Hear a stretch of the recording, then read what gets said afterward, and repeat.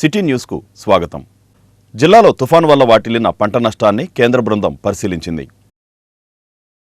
జిల్లాలో తుఫాను వల్ల వాటిల్లిన పంట నష్టాన్ని కేంద్ర బృందం పరిశీలించింది. రాజేంద్ర రత్ను నేతృత్వంలో కేంద్ర బృందం సభ్యులు మహేంద్ర చందేలియా, రాకేష్ కుమార్లు జిల్లాలో తుఫాను వల్ల వాటిల్లిన పంట నష్టాన్ని పరిశీలించారు. మిచంగ్ తుఫానుకు జిల్లాలో జరిగిన వ్యవసాయ, ఉద్యాన పంటలకు వాటిల్లిన నష్టం, దెబ్బతిన్న రహదారులు, విద్యుత్ లైన్లు తదితర రంగాలకు జరిగిన నష్టాలపై joint collector doctor Aparajita Singh కేంద్ర బృందానికి వివరించారు. ప్రాథమిక అంచనాల ప్రకారం జిల్లాలో సుమారు 1,01,862 హెక్టార్లలో వరి పంటకు నష్టం వాటిల్లిందని, 913.62 హెక్టార్లలో ఉద్యాన పంటలకు నష్టం జరిగిందని వివరించారు. R&B శాఖకు సంబంధించి 312.23 కిలోమీటర్ల మేరకు 57 రహదారులు, పంచాయతీరాజ్ శాఖకు సంబంధించి 17.16 కిలోమీటర్ల మేరకు 6 రహదారులు దెబ్బతిన్నాయని జేసీ కేంద్ర బృందానికి వివరించారు. ఈ కార్యక్రమంలో పెనమలూరు, పామర్రు శాసనసభ్యులు కొలుసు పార్థసారథి, కైలే అనిల్, జిల్లా వ్యవసాయ సలహా మండలి చైర్మన్ రాఘవరావు, జిల్లా వ్యవసాయ అధికారి ఎన్ పద్మావతి తదితర అధికారులు పాల్గొన్నారు. ప్రజలను మరోసారి మోసం చేసేందుకు వైసీపీ ఇన్ఛార్జీల మార్పుల పేరుతో నాటకమాడుతోందని మాజీ ఎంపీ కొనకళ్ళ నారాయణరావు అన్నారు. ఓటమి భయంతో జగన్మోహన్ రెడ్డి నియోజకవర్గ ఇన్ఛార్జీలను మారుస్తున్నారా కానీ ప్రజలే జగన్మోహన్ రెడ్డిని మార్చే రోజులు దగ్గరలో ఉన్నాయని మాజీ ఎంపీ కొనకళ్ళ నారాయణరావు అన్నారు. మీడియా సమావేశంలో ఆయన మాట్లాడుతూ జగన్ రెడ్డికి ఓటమి భయం పట్టుకుందని, అందుకే అభ్యర్థులను మార్చుతున్నారని, ఒక నియోజకవర్గం నుంచి మరో నియోజకవర్గానికి నాయకులను మార్చినంత మాత్రాన జగన్ రెడ్డి తలరాత మారదు అన్నారు. మన భవిష్యత్తుకు గ్యారంటీతో వచ్చే ఎన్నికల్లో జగన్ రెడ్డిని ప్రజలు ఇంటికి పంపడం కూడా గ్యారంటీ అని ఆయన స్పష్టం చేశారు. ప్రజలను మరోసారి మోసం చేసేందుకు వైఎస్ఆర్సీపీ ఇన్ఛార్జీలు మార్పుల పేరుతో కొత్త నాటకం ఆడుతోందని కొనకళ్ళ విమర్శించారు. జగన్ రెడ్డి ఇన్ఛార్జీలను మార్చుతున్నారు కానీ ఏపీ ప్రజలు ఏకంగా జగన్ రెడ్డినే మార్చేందుకు సిద్ధంగా ఉన్నారని ఆయన అన్నారు. వైసీపీ నాయకులు ఆంధ్రప్రదేశ్ ప్రజలను దోచుకొని వారి భవిష్యత్తును అంధకారంలోకి నెట్టేశారన్నారు. ఈ కార్యక్రమంలో మోటమరి బాబాప్రసాద్, లంకే శేషగిరి, గోపు సత్యనారాయణ, బచ్చుల సుబ్రహ్మణ్యం, బత్తిన దాస్, పివి ఫణికుమార్, జనసేన నాయకులు భీమవరపు పరమేశ్వరరావు, ఆళ్ల మాధవ, బడే రమణ తదితరులు పాల్గొన్నారు. పోలవరం ద్వారా నీరు అందించలేకపోయావు. చంద్రబాబు నాయుడు గారు ముందు దృష్టితో పట్టిసీమ పెట్టి పట్టిసీమ ద్వారా సంవత్సరానికి 3 పంటలు ఇవ్వాలని చెప్పి ఆయన ప్రణాళికలు సిద్ధం చేసి దాన్ని అమలు చేసి చూపిస్తే నువ్వు అధికారంలోకి వచ్చిన తర్వాత పట్టిసీమను పక్కన పడేసి ఇవాళ సకాలంలో నీళ్లు అందించలేక రైతాంగాన్ని దెబ్బతీసావు. ఇవాళ ప్రకృతి వైపరీత్యాలు వచ్చినప్పుడు రైతాంగానికి అండగా నిలబడాల్సిన బాధ్యత ప్రభుత్వానికి ఉంది. ఇవాళ ఎక్కువ శాతం భారతదేశంలో 70% పైగా ప్రజలు వ్యవసాయ ఆధారిత కుటుంబాలు. వాళ్ళు వ్యవసాయం చేయాలి అంటే ఒకవేళ వర్షాలు పడితే ఆ వర్షం వెంటనే లాగేసే డ్రైనేజ్ వ్యవస్థ ఉండాలి. ఇరిగేషన్ వ్యవస్థ కానీ డ్రైనేజ్ వ్యవస్థ కానీ ఎప్పటికప్పుడు రిపేర్లు చేసి నీరు అందించడంలో కానీ వర్షం కురిసిన నీరు బయటకు లాగేయడంలో కానీ మనం ఎప్పుడు కూడా డ్రైనేజ్ వ్యవస్థను బాగు చేసుకుంటూ ఉండాలి. నువ్వు అధికారంలోకి వచ్చిన తర్వాత ఇంతవరకు డ్రైనేజీలో ఒక పార మట్టి తీసిన పాపన పోలేదు. ఇవాళ పొలాల మీదకి వెళ్తుంటే కళ్ళమ్మ నీళ్ళు వస్తూ ఉన్నాయి. ఇదివరకు ఎంత వర్షం కురిసినా కూడా 24 అవర్స్లో నీళ్ళు లాగాయి, అయితే 48 అవర్స్లో నీళ్ళు లాగాయి. 10 రోజులు అయింది వానలు పడి. ఇవాళ వరకు కూడా మోకాళ్ళ లోతు నీళ్ళల్లో ఉన్నాయి పొలాలన్నీ కూడా. ఇవాళ నీళ్లు వెంటనే లాగేసి ఉంటే రైతు నష్టపోవడం. ఇవాళ నువ్వు ఇప్పుడు వరకు నష్టాన్ని అంచనా వేయటానికి బృందాలను పంపించావా? ఇవాళ వరకు నువ్వు పొలాల మీదకి వెళ్ళి ఏ రైతుకి నష్టం ఎంత సంపాదించింది లిస్టు తయారు చేసావా? ఇవాళ కేంద్ర బృందం వచ్చింది, మేమంతా వెళ్ళి కలిసి చెప్పాం, రాష్ట్ర ప్రభుత్వం నష్టాన్ని అంచనా వేయటంలో వైఫల్యం చెందుతూ ఉంది, దయచేసి వెంటనే నష్టాన్ని అంచనా వేయండి, నష్టపరిహారం ఇప్పించండి. ఆయన మారకుండా ఎమ్మెల్యేలు మారుస్తున్నాడు, అది ఇన్ఛార్జీలు మారుస్తున్నాడు. ఇది దురదృష్టకరం. ఈ పార్టీకి మొదట్లోనే ముసలం పుట్టింది. ఇది రాబోయే రోజుల్లో ఈ పార్టీలోంచి పోటీ చేయాలన్నా కూడా భయపడే పరిస్థితి మరి ఏర్పడుతుంది వైసీపీ ప్రభుత్వానికి. అందువల్ల ఇన్ఛార్జీలు మార్చాలి. ఒక వైఫల్యం చెందారని చెప్పి వాళ్ళు జగన్మోహన్ రెడ్డి గారు ఏదో మాట్లాడుతున్నారు. ఇన్ఛార్జీలు కాదు, నువ్వు చేసిన దుర్మార్గాలు, రైతులకు సంక్షేమం చేస్తాను, రైతులను ఆదుకుంటానని చెప్పి రైతులకి ఏమాత్రం కూడా వాళ్ళకి విలువ ఇవ్వకుండా చాలా ఇబ్బందులకు గురి చేసావు రైతుల్ని. రైతులు కూడా చాలా బాధపడుతున్న పరిస్థితి. అట్లాగే ఉద్యోగస్తులు వాళ్ళకి ఇవ్వాల్సిన బెనిఫిట్లన్నీ కూడా ఇవ్వకుండా జీతాలు కూడా ఇవ్వలేని పరిస్థితిలో ఉద్యోగస్తులు ఇబ్బంది పెడతాం. అట్లాగే శాండ్ మాఫియా అన్ని రకాలుగా కూడా దోచుకున్న ఈ రాష్ట్రాన్ని, ఈ యువతకి ఉద్యోగ అవకాశాలు లేకుండా మరి ఇవాళ ఈ రాష్ట్రాన్ని విచ్చలవిడిగా మరి మద్యం మత్తులోను అట్లాగే అనేక రకాలుగా ఇబ్బందులకు గురి చేస్తున్నాం విద్యార్థులు కూడా, వాళ్ళకు ఉద్యోగ అవకాశాలు కూడా. జగన్మోహన్ రెడ్డి, నువ్వు 11 మందిని మారుతాం, ఇన్ఛార్జీలని ఎమ్మెల్యేని కాదు, 175 మందిని మార్చినా నీతో సహా నీ ప్రభుత్వం పోవటం ఖాయం.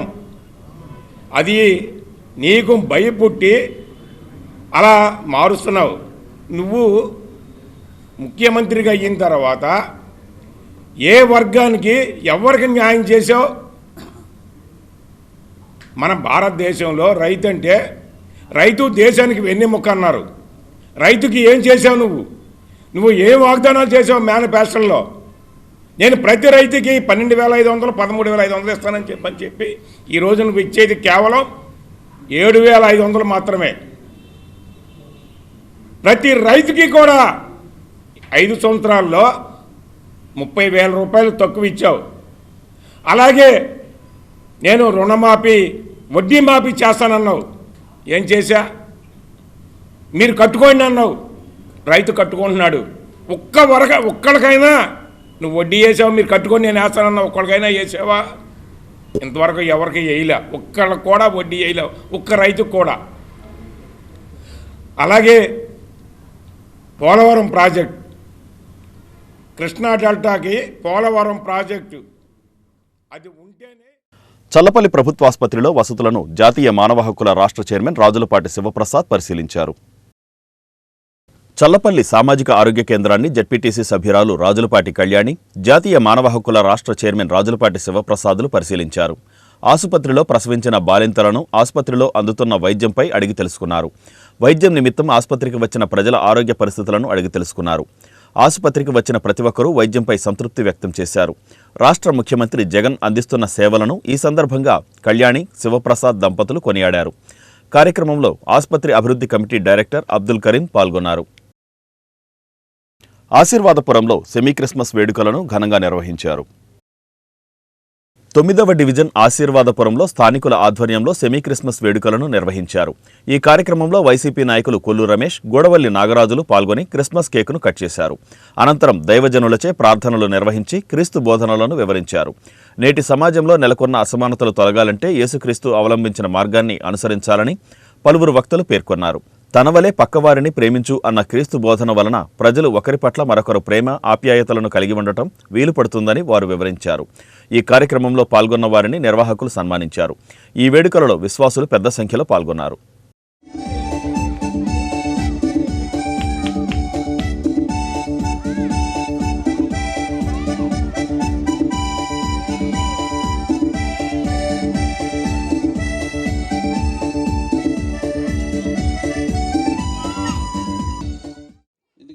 కార్యక్రమాన్ని మనం ముందుగా చేయాలంటే విమర్శలు ఎక్కువ ఉంటాయి. ఆ విమర్శలను అన్నింటిని తట్టుకుని ఈరోజు ఈ కార్యక్రమాన్ని ఎంతో వైభవంగా ఇంత కార్యక్రమాన్ని తలపెట్టి ఈ కార్యక్రమాన్ని చేసిన పెద్దలందరికీ, ఈ కమిటీ సభ్యులందరికీ, ఎందుకంటే 2004లో ఈ కమిటీ ఏర్పడింది. ఈ ఏరియా ఆశీర్వాదపురం పార్కు కమిటీగా ఫస్ట్ నామకరణం చేసి మదర్ తెరీసా ఫౌండేషన్గా ఇక్కడ రిజిస్టర్ చేసి వాడిన ఈ ఏరియా ప్రాంత ప్రజలందరికీ తెలుసు. అప్పటి నుంచి నిరంతరంగా ఏదన్నా మధ్యలో కార్యక్రమాల్లో కొద్దిగా జరగలేదు. కారణం ఏంటంటే కరోనా వల్ల, కోవిడ్ వల్ల ఆ 3 సంవత్సరాలు వాయిదా వేయడం అనేది. అయినా సరే అప్పుడు 3 సంవత్సరాలు కూడా మన నాగరాజు గారు కానివ్వండి, రమేష్ గారు కానివ్వండి, పెద్దలు అందరూ కూడా మీరు జరపకండి, మేము వెనకాల ఉండాం, మీకు సహాయం చేస్తాం, చిన్నగైనా మీరు జరపండి అనేటువంటి వారి ఇరువురు కూడా, మన కార్పొరేట్ వారి ఇరువురు కూడా మనకి భరోసా ఇచ్చారు. అయినా సరే ఎందుకులే, కరోనా కదా, ప్రభుత్వ ఆజ్ఞలు పాటించాలి, ప్రభుత్వం యొక్క ఆదేశాలు మనం పాటించాలి కాబట్టి సెమీ క్రిస్మస్ ఈ 3 సంవత్సరాలు కూడా వాయిదా వేసుకుందాం అని అలా జరుపుకుంటూ వచ్చాం. అదేవిధంగా అయినా సరే వాళ్ళు ఫోన్లు చేస్తూ మేము ఉండామని. మీరు అవకాశం ఇచ్చిన ఈ ప్రాంతానికి ప్రాతినిధ్యం వహిస్తూ నేను చేయగలిగిన అదేవిధంగా నాన్నగారి ద్వారా చేయగలిగిన పనులన్నీ చేస్తూ వస్తున్నాను. ఆశీర్వాదపురం పెద్దలకి ఇచ్చిన మాటల్లో జిమ్ ఒకటి, అలాగే పిల్లలు ఆడుకోవడానికి ఆట వస్తువులు, అలాగే వాకింగ్ ట్రాక్ ఇవన్నీ వేయటం జరిగింది. అందులో ఇంకొకటి ఏంటంటే గోడ ఒకటి బాకీ ఉన్నాను, లైటు వేశారు, లైట్ స్తంభం వేశారు, లైట్ ఒక 2 రోజుల్లో వేస్తారు. ఇవన్నీ మీరు నాకు ఇచ్చిన పదవిని బట్టే నేను వాళ్ళని అడగగలిగాను, చేయగలిగాను. నాకు సహకరించిన నాని గారి వల్లే నేను చేయగలను అని చెప్పి ఈ సభాముఖంగా మీ అందరికీ తెలియజేస్తున్నాను. అదే వంటలు వండుకోవడం లేదనుకుంటే కనుక విద్యుత్తును వినియోగదారులు పొదుపు చేయాల్సిన అవసరం ఎంతో ఉందని జిల్లా జాయింట్ కలెక్టర్ అపరాజితా సింగ్ అన్నారు. విద్యుత్ వినియోగంపై విద్యుత్ శాఖ ఆధ్వర్యంలో ఏర్పాటు చేసిన అవగాహన ర్యాలీని జిల్లా joint collector Aparajita Singh collectorate వద్ద ప్రారంభించారు. ఈ సందర్భంగా ఆమె మాట్లాడుతూ వినియోగదారులందరూ విద్యుత్తును పొదుపు చేయవలసిన ఆవశ్యకత ఎంతో ఉందన్నారు. మన ఇంట్లో విద్యుత్ వినియోగంలో అలసత్వం వీడి ఎప్పటికప్పుడు లైట్లు, ఫ్యాన్లు ఆఫ్ చేస్తూ ఉండాలని ఆమె అన్నారు. ఈ చిన్న మార్పు మనం అలవాటు చేసుకుంటే వృధా అయ్యే విద్యుత్తును పొదుపు చేయవచ్చునని ఆమె తెలిపారు. వేరే ప్రాంతాలకు వెళ్లేటప్పుడు తప్పకుండా విద్యుత్ మీటర్లను ఆఫ్ చేయాలని ఆమె సూచించారు. నేటి తరుణంలో విద్యుత్ వినియోగంతో పాటు దాని అవసరం కూడా పెరిగిందని, దానికి అనుగుణంగా విద్యుత్తును పొదుపు చేయడంతో పాటు ప్రత్యామ్నాయ మార్గాలను అనుసరించాలని ఆమె పేర్కొన్నారు. సోలార్ వినియోగాన్ని అలవరుచుకోవడం ద్వారా విద్యుత్తును పొదుపు చేయగలమన్నారు. నేడు మనం చేసే పొదుపు భవిష్యత్ తరాల వారికి ఎంతో ఉపయోగకరంగా ఉంటుందని ఆమె వివరించారు. అంతేకాకుండా విద్యుత్ ప్రమాదాల పట్ల కూడా ప్రతి ఒక్కరూ అవగాహన కలిగి ఉండాలని ఆమె అన్నారు. ఈ ర్యాలీలో డిఆర్ఓ పి వాణి, విద్యుత్ శాఖ సిబ్బంది పాల్గొన్నారు. ఎనర్జీ కన్సర్వేషన్ మనకి చాలా ముఖ్యం. మన దగ్గర చాలా లిమిటెడ్గా నాన్ రెన్యూబుల్ ఎనర్జీ సోర్సెస్ ఉన్నాయి. రెన్యూబుల్ ఎనర్జీ సోర్సెస్ కూడా మన దగ్గర మనమే జాగ్రత్తగా వాడుకోవాలి కాబట్టి. సో ఇప్పుడు అది కోల్, అది పెట్రోల్, డీజిల్ అన్ని లిమిటెడ్ రిసోర్సెస్ ఉన్నాయి. అదే నుంచి మనకి ఎలక్ట్రిసిటీ జనరేట్ అవుతుంది కాబట్టి మనమే యూత్ జనరేషన్ ఒక స్టెప్ ముందు తీసుకోవాలి. చిన్న చిన్న ఇనిషియేటివ్స్ మాకు హెల్ప్కు వస్తుంది. ఫర్ ఎగ్జాంపుల్, పిల్లలు ఇంటిలో చదువుతున్నారు, డే టైంలో మీ రూమ్లో అన్ని కిటికీలు, అన్ని గేట్లు ఓపెన్ చేసి చదివిస్తే న్యాచురల్ లైట్ వస్తుంది. ఇది చిన్న స్టెప్ నుంచి కూడా మీరు 1 యూనిట్ ఎలక్ట్రిసిటీ కూడా సేవ్ చేయగలిగితే you are turn producing 2 units of electricity. అదే ప్రకారంగా చాలాసార్లు బాత్రూంలో 24 అవర్స్ మన ఇంటిలో లైట్ ఆన్ ఉంది, ఎందుకు ఆన్ ఉంది మాకు కూడా తెలియదు. అదే ప్రకారంగా అనవసరంగా మనమే నైట్లో లైట్ ఆన్ చేసి పడుకుంటున్నాము. మార్నింగ్ 8 o'clock 9 o'clock వరకు మార్నింగ్ వరకు మన దగ్గర లైట్ ఆన్ ఉంది. Once the sun has come out, it should be our initiative that tube lights and bulbs అన్నీ మనమే ఆఫ్ చేసి ఉండాలి. ఇదే ప్రకారంగా ఎయిర్ కండిషనర్స్ అన్ని మీటింగ్ హాల్స్లో, అన్ని పబ్లిక్ ప్లేసెస్లో నేను చాలా చోట్ల చూశాను, ఏసీ టెంపరేచర్ మనమే 16 పెడుతున్నాము. మాకు 16 ఏసీ టెంపరేచర్ అవసరం లేదు. మనమే 27 to 30 room temperature AC temperature కూడా పెట్టిస్తే చాలా వరకు ఎలక్ట్రిసిటీ సేవ్ చేయగలుగుతాము. అదే ప్రకారంగా సోలార్ ఎనర్జీ ప్యానెల్ నుంచి మనకి ఆల్రెడీ సబ్సిడైజ్ రేట్లో అన్ని చోట్ల అది సోలార్ ప్యానెల్స్ వస్తుంది. Solar panel electricity is solar energy కాబట్టి this is infinite resource. So all the public buildings and government buildings and as well as private institutions, schools and factories, everybody should promote solar energy. Solar energy వాడిస్తే మాకు చాలా electricity consumption తగ్గుతుంది. అదే ప్రకారంగా మనకి government buildings ఉన్నాయి. Government బిల్డింగ్స్లో రాత్రికి పెడన పైడమ్మ జాతర మహోత్సవాలకు అధికారులు చురుగ్గా ఏర్పాట్లను చేస్తున్నారు. పెడన పైడమ్మ జాతర మహోత్సవ ఏర్పాట్లు చురుగ్గా సాగుతున్నాయి. ఈ నెల 26వ తేదీ నుండి జనవరి 5వ తేదీ వరకు 11 రోజుల పాటు జరిగే గ్రామదేవత పైడమ్మ తల్లి జాతర మహోత్సవాలను పురస్కరించుకొని ఆలయం ముస్తాబవుతోంది. అయితే ఇప్పటికే జైంట్ వీల్ తదితర ఊయలలు ఆలయ ప్రాంగణంలో రెడీ అయిపోతున్నాయి. జాతర మహోత్సవాలు పురస్కరించుకొని ఆచారం ప్రకారం అమ్మవారు 17వ తేదీ అలంకరణ నిమిత్తం బందరు వెళ్లనుంది. జాతర మహోత్సవాల్లో అమ్మవారికి 5వ రోజు, 7వ రోజు మరియు 9, 11వ రోజులు అత్యంత ప్రీతిపాత్రమైన రోజులు కాగా, ఈ రోజుల్లో పట్టణ పరిసర ప్రాంతాల ప్రజలే కాక రాష్ట్ర నలుమూలల నుండి ఈ ఉత్సవాలకు హాజరవుతారు. కేంద్ర ప్రభుత్వ విశ్వకర్మ యోజన పథకాన్ని అర్హులందరూ వినియోగించుకోవాలని కృత్తివెన్ను ఎంపీడీఓ తెలిపారు. కేంద్ర ప్రభుత్వం ప్రవేశపెట్టిన ప్రధానమంత్రి విశ్వకర్మ యోజన పథకంలో భాగంగా కృత్తివెన్ను మండలం పరిధిలోని చేతి వృత్తి చేసుకునే 18 ట్రేడ్ల వారికి ఈ పథకం కింద ₹1,00,000 రుణము 5% వడ్డీతో మంజూరు చేయనున్నట్లు కృత్తివెన్ను ఎంపీడీఓ పిచ్చిబాబు తెలిపారు. చేతి వృత్తి చేసే వడ్రంగులు, పడవ తయారీదారులు, ఆయుధ కవచ తయారీదారులు, కమ్మర్లు, కుమ్మర్లు, పాదరక్ష తయారీదారులు, రజకులు, చేపలను పట్టేందుకు ఉపయోగించే వలలు తయారీదారులు, ఇలా 18 రకాల చేతి వృత్తి వాళ్లకు ఎటువంటి షూరిటీ లేకుండా ఈ పథకం కింద అర్హులైన లబ్ధిదారులకు ₹1,00,000 రుణం అందించనున్నట్లు ఆయన తెలిపారు. 18 సంవత్సరాలు నిండిన వారు ఈ పథకానికి అర్హులని, రుణం పొందగోరిన వారు తమ Aadhaar card, ration card, PAN card, bank pass పుస్తకంతో సచివాలయంలో కానీ మీ సేవలో కానీ రిజిస్ట్రేషన్ చేయించుకోవాల్సిందిగా ఎంపీడీఓ పిచ్చిబాబు పేర్కొన్నారు. ప్రధానమంత్రి విశ్వకర్మ యోజన పథకం గ్రామాల్లో పనిచేస్తున్న చేతి వృత్తుల వారికి ₹1,00,000 5% వడ్డీతో ఇవ్వడానికి ప్రభుత్వం నిర్ణయించింది. దీనికి కావాల్సినవి దగ్గర మన మండలంలో 18 ట్రేడ్లకు సంబంధించి ఈ లోన్లు ఇవ్వడానికి అవకాశం ఉంది. ఎటువంటి డాక్యుమెంటేషన్లు కానీ ఎటువంటి సాక్ష్యం ఏ విధమైన షూరిటీ లేకుండా కూడా ఈ ₹1,00,000 ఇవ్వడానికి గవర్నమెంట్ నిర్ణయించింది.